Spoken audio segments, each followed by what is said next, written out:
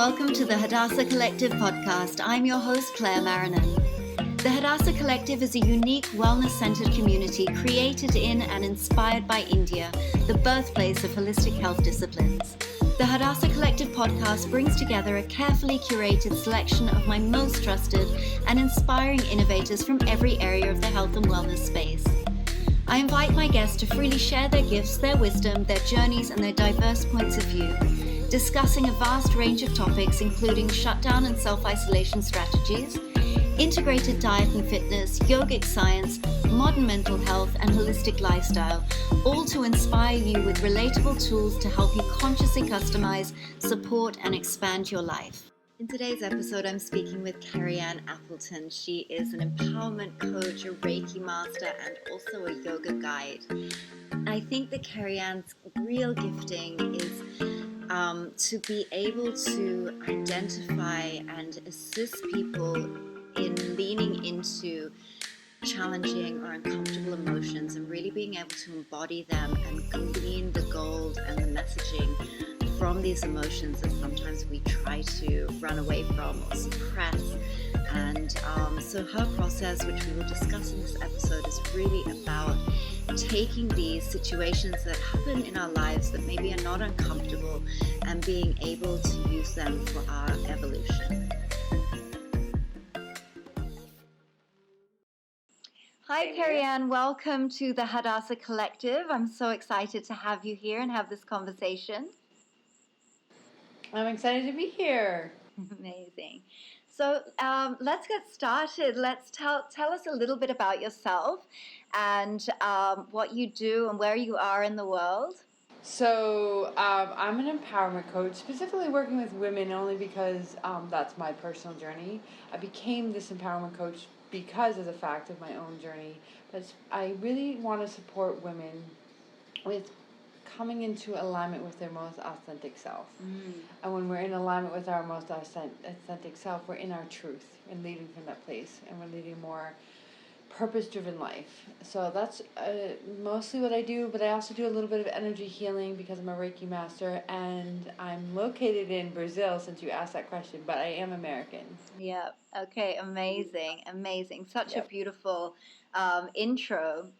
So how did you find yourself on this path? Like, can we talk a little bit about your early life, your childhood, what that looked like, where you grew up, and has that shaped your path at all? Oh, for sure. So really, I think the tipping point of this whole journey came in 2006. I had a panic attack, and my boss literally found me under the water fountain at work having a panic attack. And I had no idea what was happening with me. Like, what is this thing called a panic attack? And why was I having it? Because I think at the time in my life, I was in a job I absolutely loved, making a huge impact on the world. A year prior, I just bought my first condo. Was surrounded by amazing friends, doing great things, living in Denver, Colorado. So I didn't know, why was I having a panic attack? And so I started to do a deep dive down the rabbit hole to go, what's happening in my mind? Like, why would I be having this? So I started studying Dr. Joe Dispenza's work in neuroscience, meditation, Bruce Lipton's work in epigenetics, to really have a deeper dive of myself, and not realizing there were so many layers and facets of myself that, in essence, I put on myself unconsciously as a child, mostly in my childhood, And what's interesting with this work is there's a lot of this work threaded in my childhood as well. And what I mean by that is my mom started doing personal development work maybe when I was around 5 or 6 years old. Started getting into things like Wayne Dyer and this program called the Yes Course, and would say things to me like, for example, I would be coming in for dinner, and I'd trip over my bike on the way in and cut my leg. And my mom would go, "Whoa, why did you want that to happen?" Of course, as a child, I'd be like, "What do you mean, why did I want that to happen? I didn't want that to happen." But she was actually saying, like, you manifest everything in your life. There was a reason why you wanted it to happen. And I remember that specific incident because I did think about it, and And I really wanted to go outside to play with my friends, but what I was asking for was, I don't want to do the dishes tonight. I don't want to do the dishes tonight. Because I would have had to do the dishes, which would have kept me inside longer. Yeah. And because I fell on my over my bike and hurt my leg, I didn't have to do the dishes, but I couldn't go out and play either because I hurt my leg. My mom, so when I told my mom this story later, she was like, I told you, be careful what you wish for. You should have wished for playing outside with your friends, but you wished for not doing the dishes, and you got your wish. You didn't have to do the dishes. So these little nuggets of wisdom were kind of threaded in my childhood as my mom was kind of doing this work as well. But I didn't realize it until I started to do the work on myself, starting around 2006. And that's kind of like led me through this journey of discovering myself, unpacking a lot of things. It's taking me on this wild ride to Brazil. I've been here now 5 years, and Brazil was never on my list. I was like to come to visit. I don't know why, it doesn't matter why, but it was never on my list. There was an opportunity that presented itself to come down here for 1 month to work on a project. And I was really interested in working on the project, not necessarily Brazil. And then I got here and I was like, whoa, what is this country? Like, and it really started cracking me open. Yeah. And I knew I had to be here. I didn't know for how long. I didn't know why. But I followed that ping. Yeah. That message that I needed to be here. And so I'm still here. I mean, my first visit to Brazil was in 2013, but I moved here a little over 5 years ago. And it's weird because I'm a winter person. I love snow. I love the mountains. And I live in Rio de Janeiro now. It's amazing how the journey takes us to outside of ourselves. But I mean, I had a very similar experience with India. I was just like, I don't know why, but I need to go there, and I need to be there. So it's really interesting, and I think that magic unfolds in those spaces when we really sort of jump into that. So yeah, and I also think sorry. I was gonna say, did you find when you when it called you, when you started talking to it about family and friends, they were like, "What are you talking about? Are you crazy?" Yeah. Yes. I mean, and especially when I stayed there as well, they were like, okay, because I think my family, I had an opportunity to go for work for like 3 months. And I think everybody was like, wow, what a cool experience. India for 3 months. And then after a year, they were like, so what, are you still there? Like, what are you doing? Yeah. But then, Same here. But then when my family came to visit, they also really, my parents are real travelers. And so when they came to India, they got it, because I sometimes, and I'm sure you feel the same way about Brazil, is that I love Bombay. I just can't explain to you tangible reasons why I love it. It's definitely an energy sort of thing, and and the people there as well. So yeah. I felt the same thing within 45 minutes of being in Rio for the first time. I literally was sitting at this farmer's market, and my friend had traveled with me, and I looked at him and I said, I have to live here. And he was like, why? It's chaotic. And I go, and he's like, and you're so organized and structured. And I said, I know, but there's something about the energy here. Like, I have to live here. Yeah. There's like beauty in this chaos, and it's calling me. Yeah. And I'm sure there are so many life lessons in that space as well. The contrasting, living in the chaos.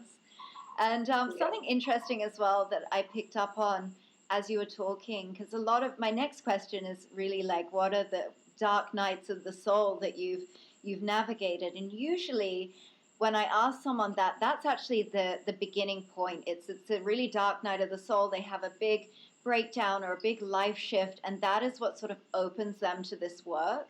Whereas I find it really interesting that you sort of you came into this work at a time, and you had something happen to you at a time that everything in your life was going really well for you.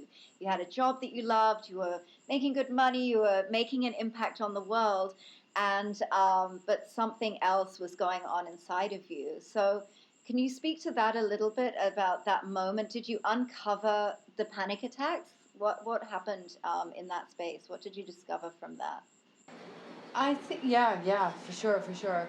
You know, I don't think at the time I discovered the real reason for the panic attacks, and as you said, I think it was a what does Joseph Campbell say, a call or initiation, whatever. Yeah. I don't remember the exact phrase, but basically something was calling me forward. I wasn't ready to see it. Yeah. But I learned tools around meditation and being more mindful, which I definitely needed that because I was so disconnected from myself. So that was 2006, 2007, and actually during 2006 I was in a relationship that was very intense, was very amazing. I thought was very amazing. I thought he was the one. Ended up not being the one. So all this was happening, like it was just like boom, boom, boom. And then I started 2007 finding out I ended the relationship and started 2007 found out I was pregnant. Oh, wow. Which was so strange because I was using birth control and I got pregnant. So that was like a shock to my system. And then I had a miscarriage. Oh, wow. And then I decided to shut all emotion off because I thought, I can't handle this. It's too intense. I think even my body, my nervous system were like, this is too much. And I shut down my emotion for 7 years. Though I kept doing the studying and the working, like meditation. I got into yoga.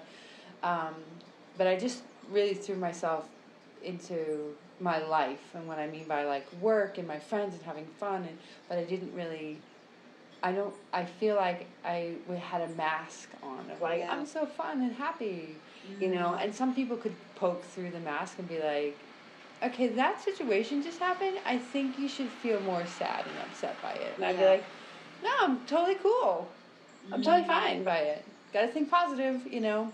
And so for 7 years, I really shut it down to the point where even my grandmother passed away and I like didn't really shed any emotion. Wow. You know, and it felt okay in that time.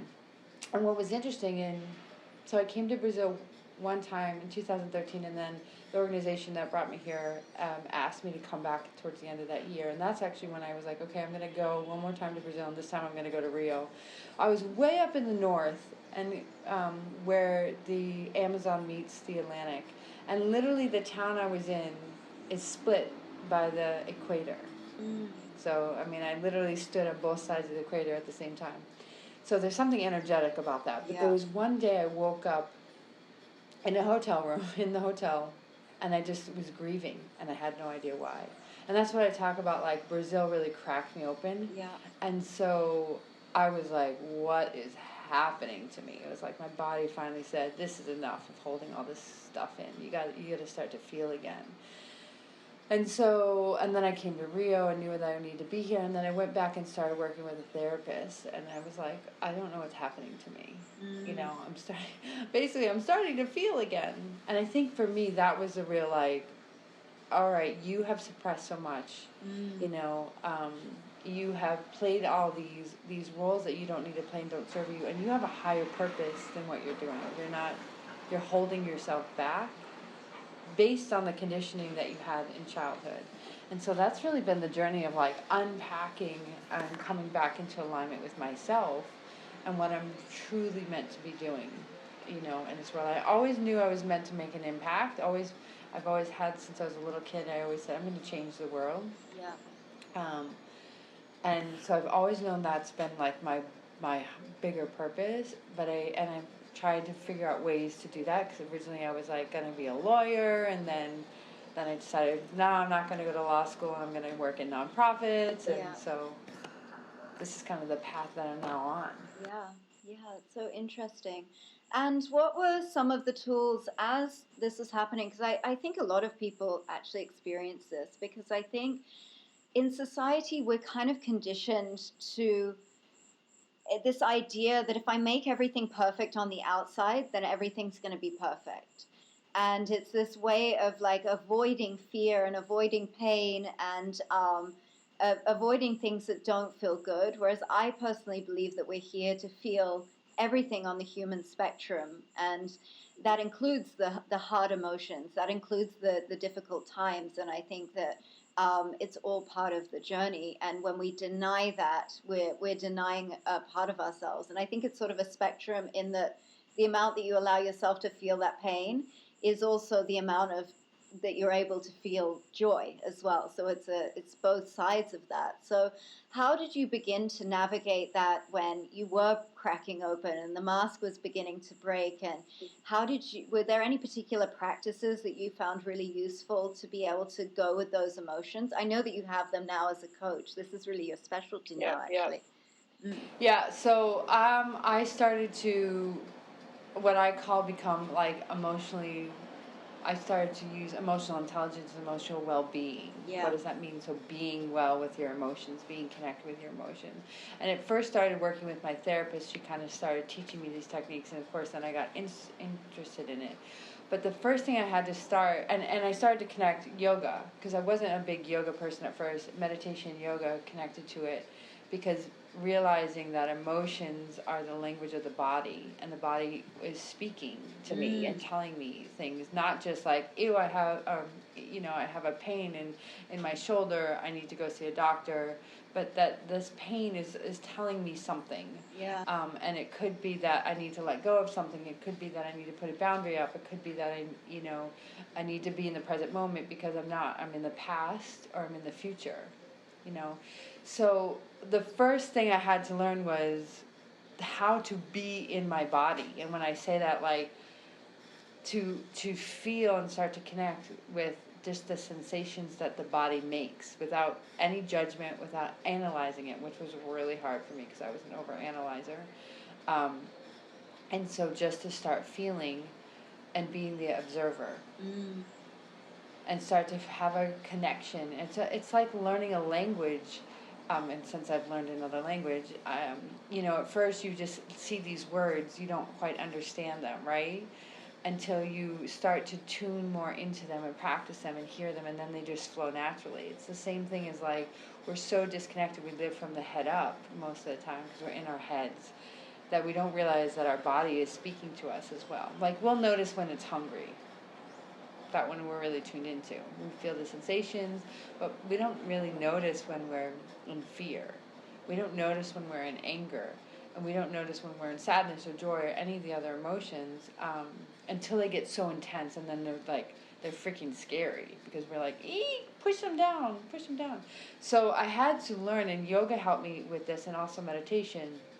And what I said, because in yoga, just being in a posture and going, okay, let me feel every part of my body and see how it feels. Like, how do my hands feel in upward dog? How do my hands feel in downward dog? How do my chest feel? How does and for example, when I move and expand myself, what happens in my body, right? Just opening up the chest, like what shifts versus when I contract. And not putting judgment on it, making it good or bad, just being the observer. So I had to learn to just be in my body, right? And then give myself permission to feel my feelings without any judgment. To feel, let them say, okay, I'm feeling angry, wow, I feel fear. Yeah. And not go, shut it down or, hold it in. Just let me feel it, and feel it in healthy ways, to get it out of the body. Yeah.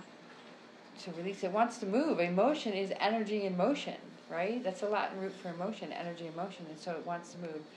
And then it was getting curious about what is it here to tell me. So I look at emotions when they're signaling you. They're like a signal on your dashboard of a car. They're telling you something. They're telling you, hey, you need to pay attention. So, for example, when I'm feeling anger, once I recognize the emotion, so how I do it is I name it, I locate it in the body, I describe how it feels in that part of the body, I allow it, I say, okay, I'm feeling angry, I accept it. Yeah. And then I breathe into it and say, what do you want to do? Do you want to clench your fists? Do you want to, stomp your feet? Do you want to scream? What is it you want to do? And maybe it doesn't want to do anything. Just by recognizing it, that's all it needs to do. But then I go, okay, once I've this is called coming into regulation. Once I've regulated myself, because I've moved through the emotion, then I get curious and go, okay, why was it showing up? Yeah. So why did your, check engine light show up? Yeah. You gotta look under the hood.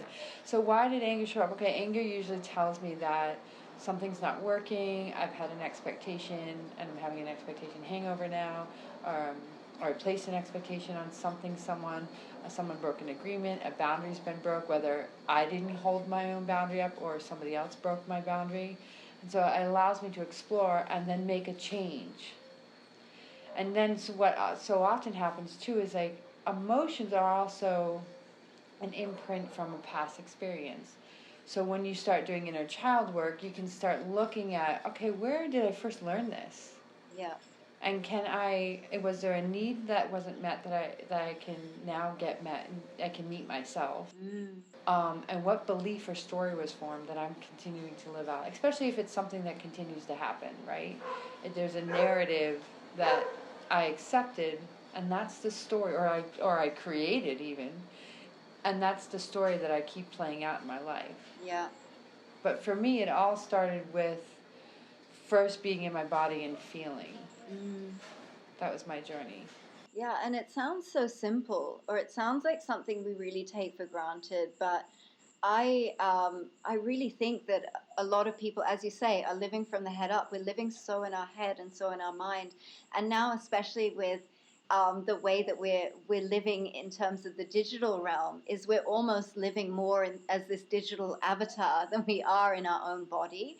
And I think I think that's probably why yoga has really taken off in the West, because I had a similar experience with yoga, because I was completely disconnected from my body. And a lot of people would have thought this is really strange because you're a runner, you're a ballet dancer, I was very physically active. It wasn't that I was just sitting on the couch.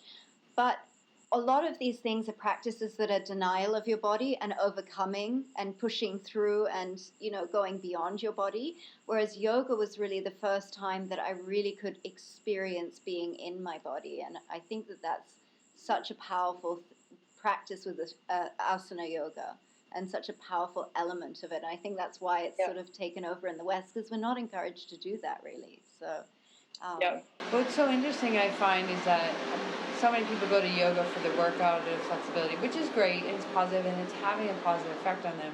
But if they could just take it one step further and just start being the observer in their body as they do the asanas. And I say that in the sense of no need to be the judge. Like, oh, I didn't do that right, I'm not good. No, that's in your head.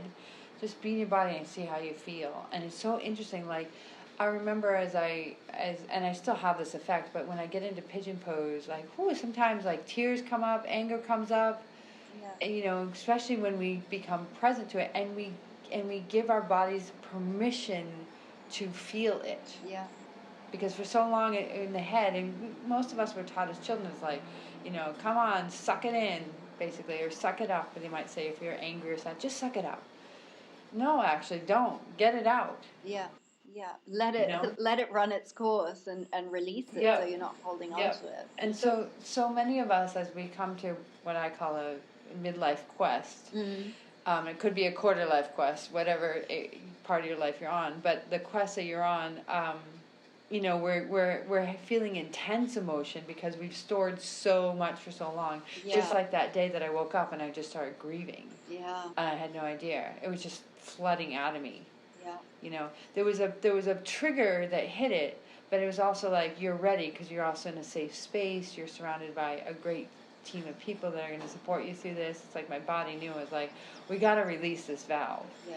But I also, get curious about those people that get so angry, they're enraged, and they do something because they don't know how. They just they've been holding on to that anger for so long. Yeah. And it comes like exploding like a geyser right out of them, and then they do something that they regret because they don't have the tools or the skills to get the anger out. Yeah, it's not taught to us in school, these things that are such important life lessons to navigate life effectively, but they're not on the curriculum, and which I think is sad. But I think that, so in that space when you felt that grieving, and you didn't know where it was coming from, if somebody else is listening and is sort of having a similar experience, they're just feeling some of these emotions and they don't really know where it's coming from, do you think the best step is to first to lean into it and feel it? Or did you go into a space of trying to analyze, what am I grieving? Why am I feeling this? Or do you think that that is like a later step?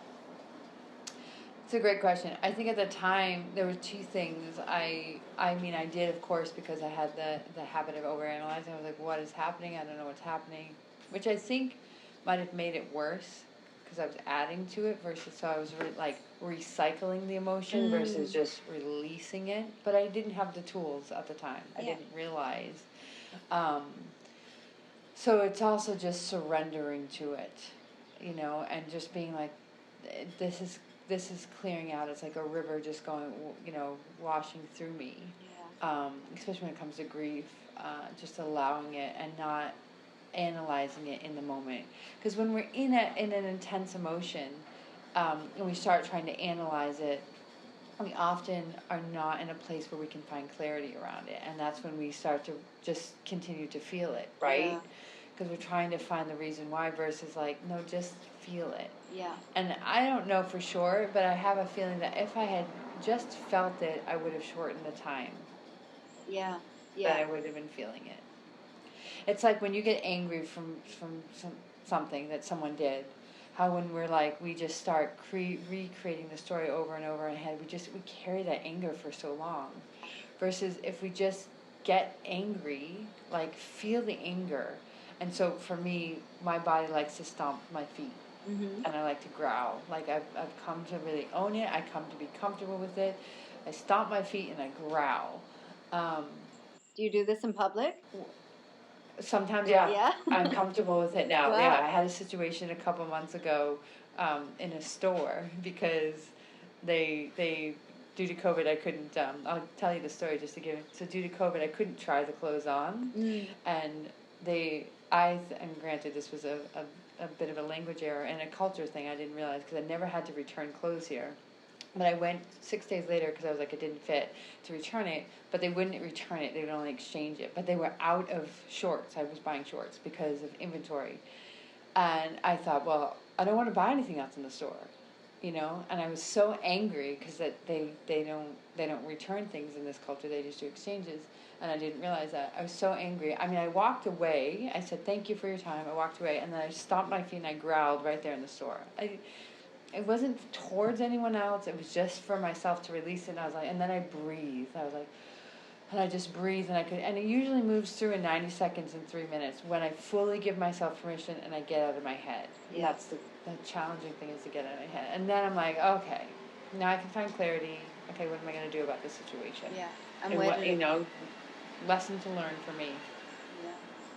And I think there's that trust there as well. Like when you do start to have these feelings, if you don't know straight away, like if it's not a straight away situation that has triggered you that's happening right now, and this emotion is coming up from somewhere else, I think being able to have that surrender and going, I'm going to feel it anyway, and if the clarity needs to come to me, if I need to address something, then it will come, rather than straight away going to our intellect and going, where is this coming from? How can I stop it? I think is that place. Yep. You can also, I recommend, for people that are tuning in and are like, okay, I really want to get into this. When you're feeling an intense emotion and you feel like I don't feel safe expressing it here because I'm at work or I'm with my partner or with my family and I don't know if they'll support me and they won't understand it. There's two things you can do. If you have the opportunity to walk away, go into a bathroom, go into a room and just feel, then feel. If not, create a date with yourself. Go, okay, I know that, at 6 o'clock tonight, I'll be by myself. I can, and you can you close your eyes and call the experience back up for your body to feel and get it out. You'll serve yourself so much better if you can get it out the sooner that you can. I mean, it's okay if it's a day or two later, but when you hold it in for years and then, this is the thing that people get tripped up on is if they set a date with themselves and do it later, they'll often go, well, I feel fine now. Yeah, because you've just stuffed it. It's stuffed somewhere in your body. So that's why I say, no, commit to doing it and then put yourself in a meditation if you need to, like just closing your eyes and recalling the situation that caused it back to the surface, and then get it out. I will tell you, the more that you become comfortable with it and you stop shaming yourself for having feelings. So for example, I can be angry in public now if I need to, without projecting or vomiting on someone else. And I can also be sad. I can let tears flow.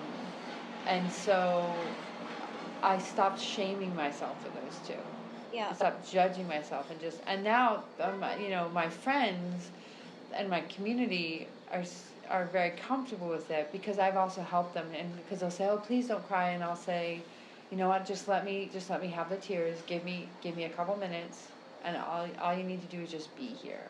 And I'm sorry if this is uncomfortable for you. If you have to walk away because it's so uncomfortable, then walk away, and that's okay too." But most of them will go, "Okay, I'll just stay."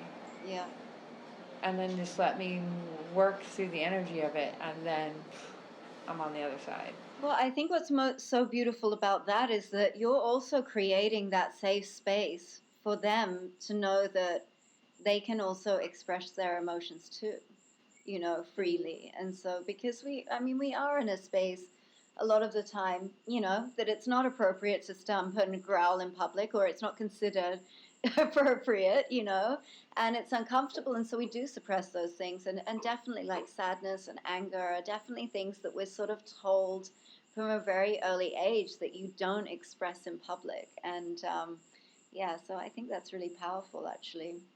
And so tell me about some of your major influences or mentors in your life, and they can be in your personal life or known figures in the wellness world or celebrities, and how they've shaped your life and how they've inspired you. Sure. I think the biggest one would be Dr. Joe Dispenza. Yeah. So I came across his work in like 2006, 2007, and I was really fortunate enough because at that time he was doing smaller workshops, but he was in Colorado so much. So I got to go to 4 of his workshops over a course of several years. And I could really see by doing his work that it was having an effect on me.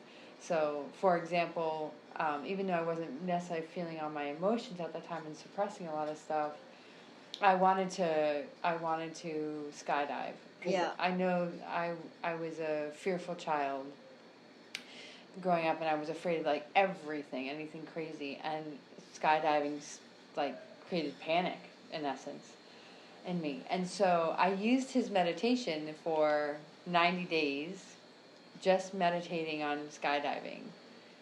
And then when I went skydiving, what was so interesting is that there was a little bit of a like, oh my goodness, as we were about to jump out of the plane, but then my mind goes, yeah, but we've done this so many times that we know, we're so familiar with it now.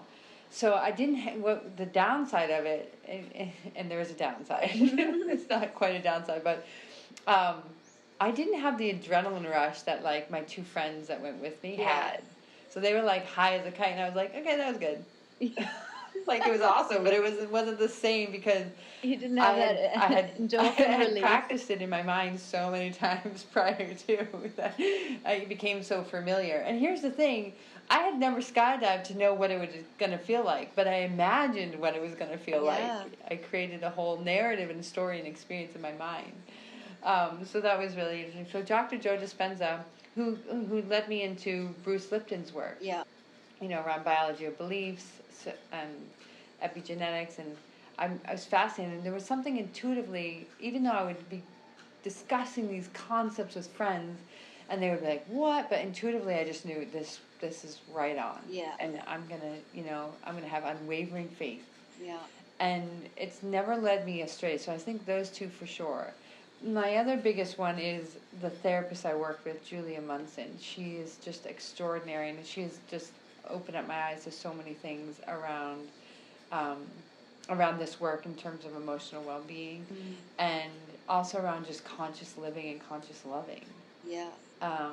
And so I would say those 3 for sure are just like, I have a lot of gratitude just in terms of being, I'm trying to think of what Joseph Campbell called it, it's like the teacher that will come when Yeah. you're ready. Yeah. When you're ready, the teacher will come. Absolutely. Yep. Absolutely. And it feels like those people have just been brought into your life. Yeah. Yeah. And there, even my yoga teacher, Katrina, I mean, I'm always blown away by her, and yet she's just got, this, beautiful, a small yoga studio in Denver, and she's so loving, she's been such a teacher to me in so many ways. Yeah, again, when you're ready and you're open to experience, the universe just begins to show you, what you need, or provide you the tools, or brings you the person into your life. Yeah. So I feel so fortunate for that. Yeah, absolutely. And speaking of the tools and things like that, do you have any resources that you recommend that you think would be really useful for our listeners that are wanting to sort of dive into digging into their emotions and feeling their emotions fully, and also these sciences of epigenetics and neuroplasticity? For sure, books written by Joe Dispenza or Bruce Lipton, I'm definitely going to recommend. Do you have a favorite of Joe Dispenza's? He's got quite a lot. I loved Becoming Supernatural. I've read all of his books as well, but do you have a favorite? I don't really have a favorite. I feel like a lot of them repeat in the message. Of course, each book, especially Joe Dispenza's book, expands on the last one. Mm-hmm. I love the way he even in his workshop and teaches, because he says the same information but in a different way, and I think part of it is because he has a large audience and people will perceive information differently, and part of it I think is he wants you to remember it, So even reading the books. For sure, I can't tell you how many times I've given away The Biology of Belief to friends, because I think that one's really powerful to understand, what's chemically happening and what's happening on the cellular level when it comes to your beliefs. When it comes to the emotional work, that's such a great question. I don't know if there's one book, but the work that I basically, I work from comes from Gay and Catherine Hendricks, the Hendricks Institute. Yeah. Because Julia did a lot of her training through them, and so I learned so much from them. Yeah. And I will tell you, one of my favorite books I also there's two that I would recommend.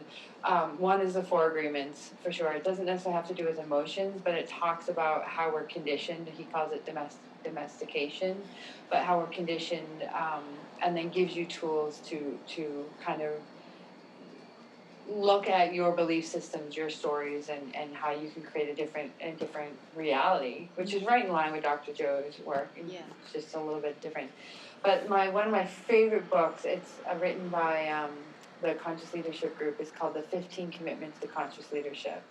And the thing about that book is, yes, it focuses on leadership and professional, but it can be applied to all areas of your life. And they kind of curated, I think the base of their foundation comes from the Hendricks Institute, but they've curated from so many different places. Sedona Method, Michael Beckwith, Byron Katie. So they curate a lot of that. The one thing I do see oftentimes in a lot of this work around kind of changing your reality, changing your beliefs, changing your mindset, is I often do see that a lot of people miss the emotional component. So if they can't get past the emotions, I find it's harder to then reprogram and create a different story, because you still have that emotion within your body that's holding you back. Does that make sense? Absolutely. So I haven't found necessarily a lot of resources, like books yet, around this work.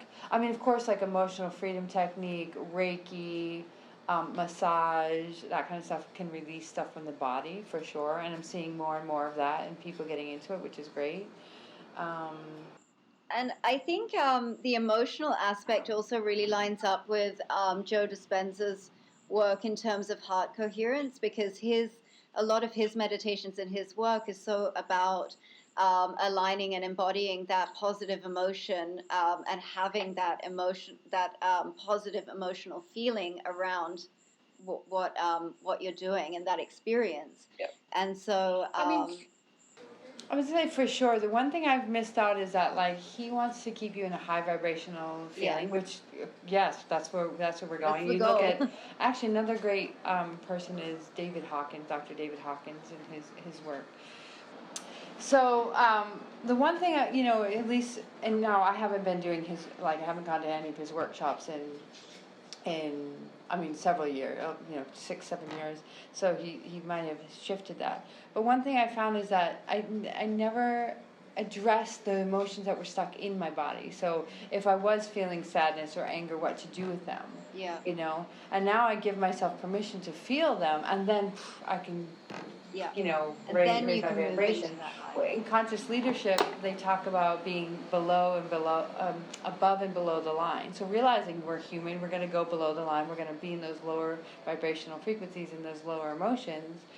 Recognizing, okay, I'm sad, I'm angry, I'm frustrated, I'm in fear. Okay, I can shift. What is it that I need to do? And oftentimes it's feeling it, finding the clarity around it, and then shifting and going into that higher vibrational frequency. Yeah, I agree. I also think that that's such an important shift, because there is a lot of, obviously it's better to be looking at the positive side of things more than, constantly looking at the negative. But I do think that there has been a lot of suppression in that space, because we're trying so hard to be in the positive. Whereas if we can only, have the guts and the bravery to look at those things that feel uncomfortable and really feel them and release them, then being in the positive emotions comes much more naturally. So I agree with that. And I don't define them anymore as, and negative. I think Joe says this too, is that no, emotions aren't positive or negative. They just are emotions. And again, that's a judgment. So I try to say, okay, it's okay to be sad. I'm not saying be sad, for a week, but realize you're feeling sad in this moment because, you just got your heart broken. Yeah. Be sad, move through it, don't hold on to it, let it go. Yeah. Yeah, I think David Hawkins' book is really, really useful for understanding that in a very tangible way, and how to process that. What is the book called? It's called Letting Go, I think, isn't it? Let it go, yep. Yeah. So coming back into the present, what does your daily routine look like? Do you have like a morning routine or an evening routine? What does that look like for you? So it's definitely changed, because I used to be kind of the workaholic, get up, go right into work mode, work forever, and then come home and continue to work, basically. That used to be my old pattern. And squeeze in a yoga or a run or something and try to do something on the weekends. Now, it's so interesting. The first thing is I don't set an alarm anymore. Unless, I know I have a really early call, because sometimes I have clients that are in Australia, and and I have a really early call, and I need to make sure that I get up. But I don't generally set my alarm. And I allow my body to wake up when it's ready. So whatever amount of sleep that it needed, that's what it needed for that night. Some days it's longer, and some days it's shorter. And then I start my morning. I usually do some kind of movement, because I've been so still at night. My body's been still, and I want to just start to whether it's a small yoga practice, whether it's stretching, whether it's going for a walk. I intuitively just feel into what is it that I need right now. Yeah. And so for each day, it's a little bit different. And I usually get a walk in anyways in the morning, because I have a dog, so I have to get her out, especially before it gets too hot. And then I oftentimes will make breakfast, because what I'm learning is that before I meditate. So what I have found when I eat breakfast in the morning is I meditate better afterwards, because my body is not going to go, it's going to go into rest and digest, but it's not going to go into sleep. Mm-hmm.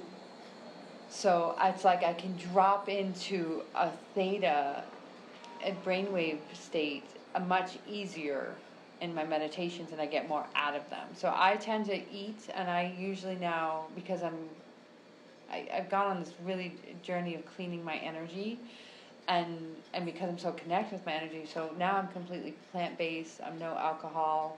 The last time I had alcohol was in April. I had a glass of wine, and then it took me 2 days to connect with my intuition.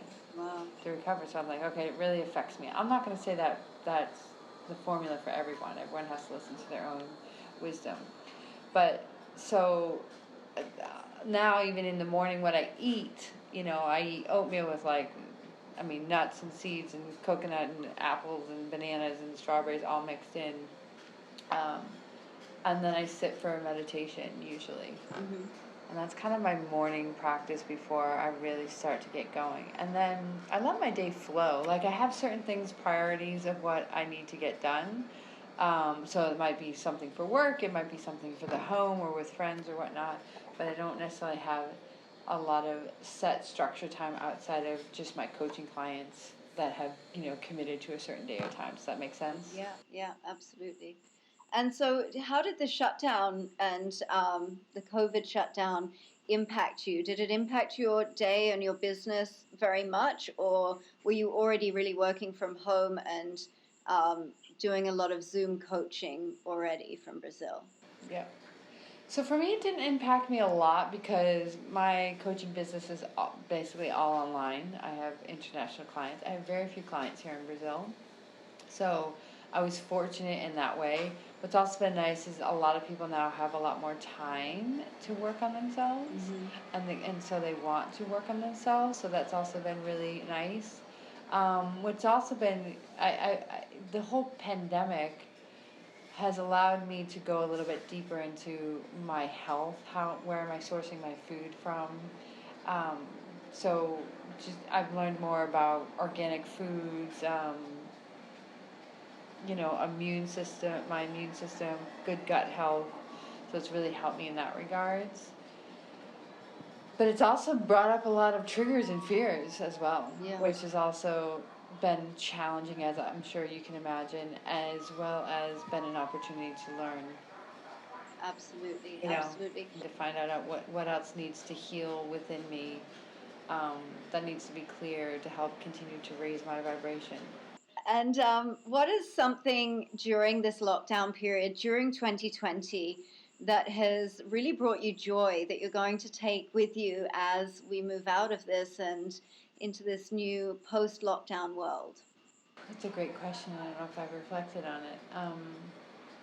I think the thing that's coming to me is an appreciation for the earth. Because as I said, I'm learning more about organic foods and regenerative soil and actually planting. I've got a little herb garden to start learning about how to grow my own foods. Just realizing just how disconnected we have been from the earth, and having the opportunity to reconnect.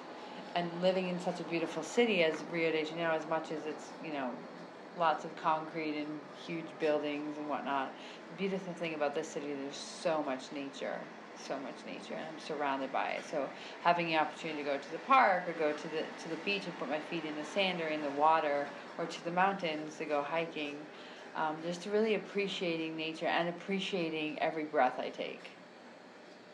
Like realizing I'm breathing in the biome. Yeah. And that's a positive part for, that's great for my immunity and for my health, as much as we might hear otherwise, like wear a mask, don't breathe anything in. I'm not saying I don't wear a mask, but when I'm out in nature, I'm not wearing a mask. Yeah. I'm not afraid of nature, basically. I'm embracing it and becoming aligned with it, because really I'm not separate from it. None of us are. Yeah. And yet, so we've gone on this journey of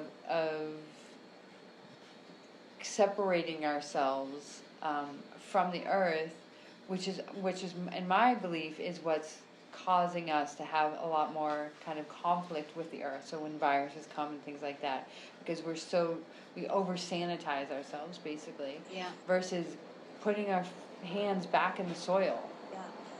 It's something so interesting here. When I first moved here and I'd go to the park and sit in the grass, people would be like, "What do you? No, sit on a towel. Sit on a towel." I'm like, "No, I want to sit on the grass." "Yeah, but it's dirty." I'm like, "Yeah, I'm okay with that." Yeah. Like connecting with the earth, and which is reconnecting with myself. Yeah, because we're part of creation, and we've really created this divide between us and, and nature and the earth, and it's really a reciprocal relationship. And, I think the more that we can be in line with that and in tune with the cycles of the seasons and cosmos, I think that always supports us more. So that's so beautiful. And breathing in the biome, I think that's a great 2020 slogan to boost your immunity. I wish that more governments bought into this slogan and supported us in that way as well.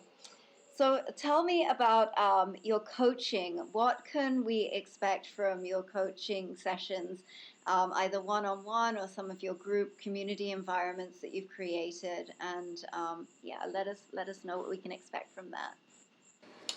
Yeah, so really, I look at my coaching as not one specific area. So not necessarily finances, health, relationships, money, whatever, career, purpose, but look at the foundation that is underneath all of those. So looking at, what's going on. So if you have, say you have a problem, a client will come to me and say, I'm having an issue with a friend that I don't know what it is, but we keep having conflict. So when they come to me, we dive deeper into, first of all, what's the feeling that you're experiencing? Yeah. So always starting with the feeling. What's the emotion around what you're feeling? How do you feel about that? And then going into how does it, locating it in the body, describing it, accepting it, breathing through it and moving it. Because then hopefully we can find clarity. And then digging deeper under the surface because it's showing up for a reason. Because we've created a narrative or a story. We have a belief that we need to find the root and then rewriting that narrative or story. So I'll work on asking a lot of questions to try to pull through the thread to find out where the root is, and then look at what the need is, because sometimes there's an emotion there that might come up and it needs to also come out of the body, and then looking at what do we make it mean about ourselves, what's the story, and then reprogramming it, both through neural pathways as well as tangible action that you can take in your life, and starting to change what's been familiar to you into a new familiar. So you're going to come from your comfort zone into kind of discomfort, but it's going to become a new familiar, which I love, as Dr. Joe Dispenza talks about. When you change the belief, you change the thought, the feeling, the habit, the behavior, the personality, which becomes your new personal reality. Yeah. And that's what I work with my clients is creating a different personal reality for yourself. So that could be with that friend and how you're showing up. Does that make sense? So we start unpacking really what's going on under the surface. Why is this showing up for your highest good? Yeah. It's not happening to you. Yeah. It's happening for you, and really recognizing that. And so that's kind of what I do on both one-on-one and my group coaching. Now with my group coaching, I have a paid membership program called Sacred Space, and they come in and they have different units. They can walk the path, they can walk it, one unit at a time, or they can kind of take what they want coming in. I do always recommend emotional well-being. Yeah. Because it's connected to everything, and yet people want to pass that one by. I don't want to feel, but coming back to emotional well-being. And so in that space, what's great is that it's just, a small group of women. Each community or each pod is no bigger than 50 women in it from around the world. And they get support both from me and from the community, because members of that community have been doing the work and can also support others. They feel safe to be themselves. No matter, I have people for example, on both political sides, and they can come in and talk about why they made this decision that they did, and they feel like they're being heard and seen and respected and loved and not judged. Does that mean that you're not going to trigger other women in the community? Oh, heck yes, you're going to trigger. But we hold this space to go, okay, you've been triggered.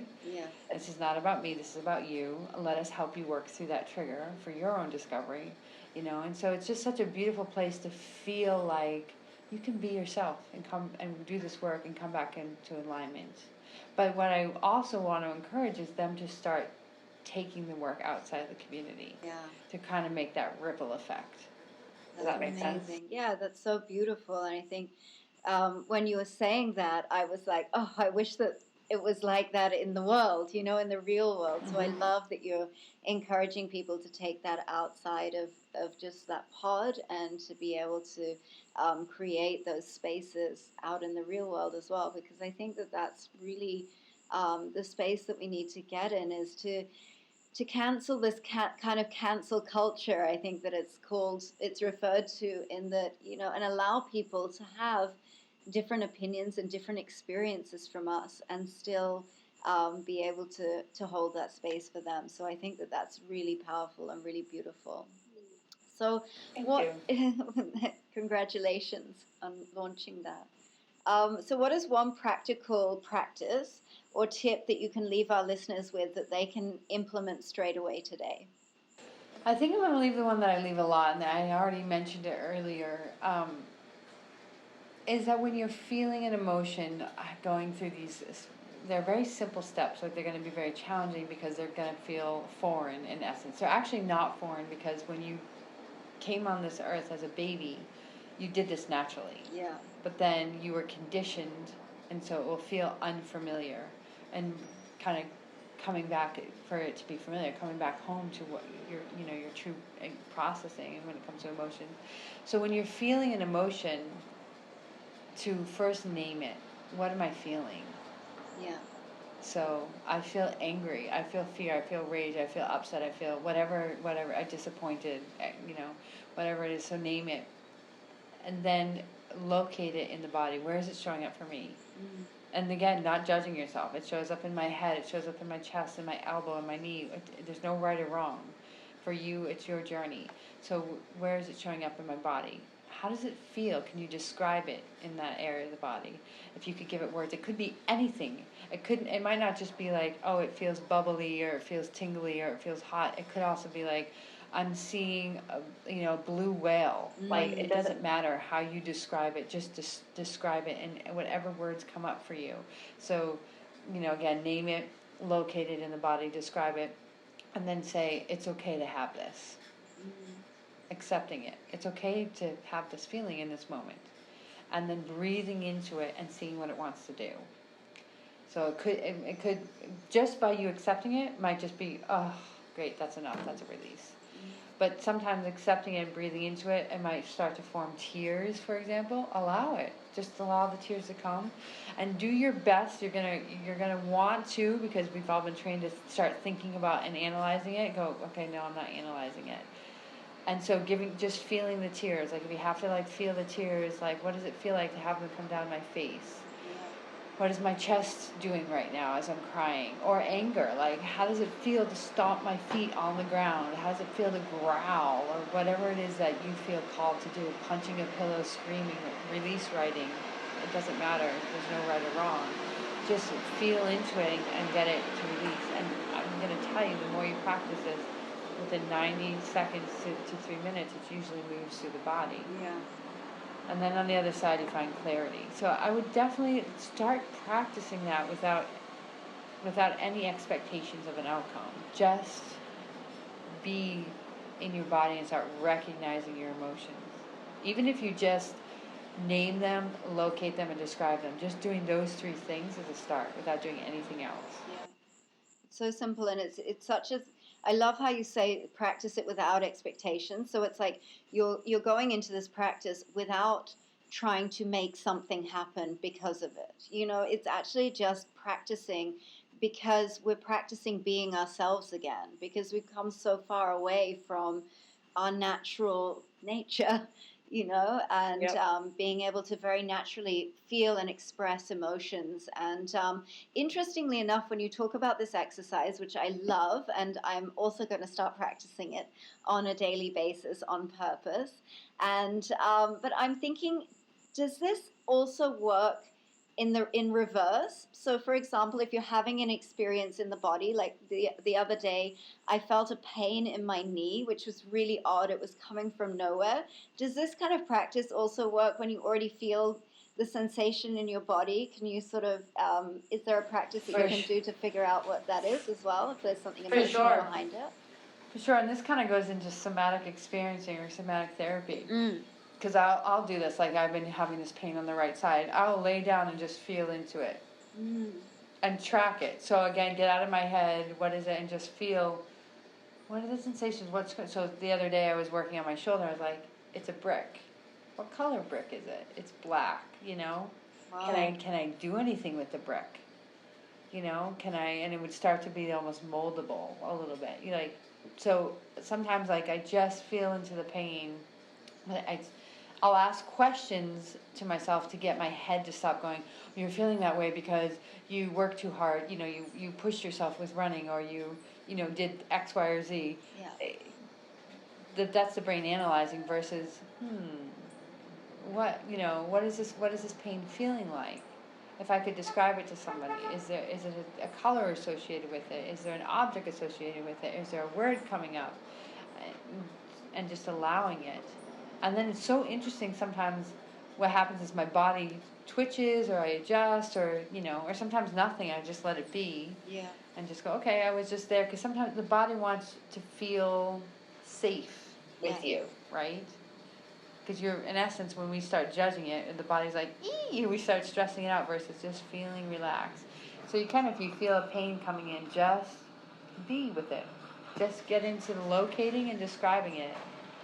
And maybe saying, okay, I accept that I have this pain right now. Yeah. Right?